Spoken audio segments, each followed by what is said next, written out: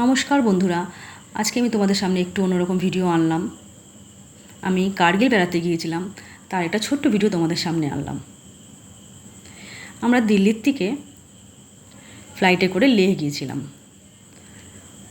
তো যা হয় জানলার ধারে সিটটা পড়েছিল, আর অপূর্ব লাগছিল উপর থেকে দেখতে, তাই ছোট্ট করে একটু ভিডিও করলাম। মেঘগুলো যেন মনে হচ্ছে পেঁজা তুলোর মতন খাঁজে খাঁজে আটকে আছে, আর নিচের বাড়িঘরগুলো তো একদম ছবির মতন লাগছে নিচে। আমরা লে এয়ারপোর্টে পৌঁছে ওখান থেকে বাই কার আমরা কার্গিলে রওনা দিয়েছি। আর রাস্তাটাও খুব সুন্দর যাওয়ার পথে। এবার আমরা ওখানে গিয়ে হোটেলে উঠলাম। এটা আমার রুম ছিল। যেহেতু রুমের মধ্যেই সব দেয়া থাকে, তাই আমার কর্তা সব দেখেই কফি বানাতে শুরু করে দিলেন। কফি আর ব্রেকফাস্ট সেরে আমরা কার্গিল ওয়ার মেমোরিয়ালের দিকে রওনা দিলাম। এই যে গেটটা হচ্ছে কার্গিল ওয়ার মেমোরিয়াল। এবার এর ভেতরে আমি ঢুকবো।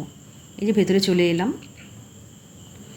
ভেতরের পরিবেশটা একদম অন্যরকম। যেহেতু এটা আর্মি বেসড এরিয়া হচ্ছে, তাই জন্য এখানে প্রচুর আর্মি চারিদিকে।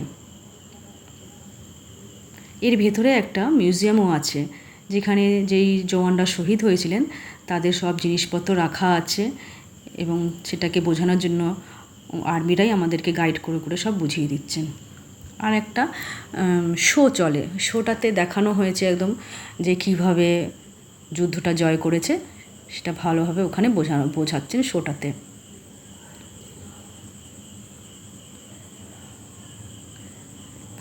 এখানে অনেক কটা স্ট্যাচু করা আছে। ইনি হচ্ছেন ক্যাপ্টেন বিক্রম বাত্রা, যিনি ওই ওয়ারটাকে লিড করেছিলেন। 20 জুন 1919 এই যুদ্ধটা হয়েছিল। তো ওখানে চারিদিকে সব স্ট্যাচুগুলো করা আছে, আর যা যা জিনিস নিয়ে যুদ্ধ হয়েছিল সেগুলো সব ওখানে রাখা আছে। আর এখানে এসে আমরা খুব এক্সাইটেড হয়ে পড়েছিলাম, কেন এত জওয়ান এখানে যুদ্ধে শহীদ হয়েছিলেন, যাদের এখানে স্মৃতি স্মারক করা আছে তাদের নাম দিয়ে দিয়ে।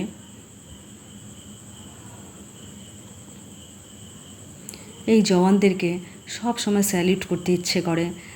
তারা নিজেদের প্রাণ দিয়ে আমাদের সব সময় রক্ষা করে যাচ্ছেন। এখানে একটা আমাদের ইন্ডিয়ার ফ্ল্যাগ ঝুলছে। সব শেষে আমরা একটু দাঁড়িয়ে পড়লাম ছবি তোলার জন্য। বাই।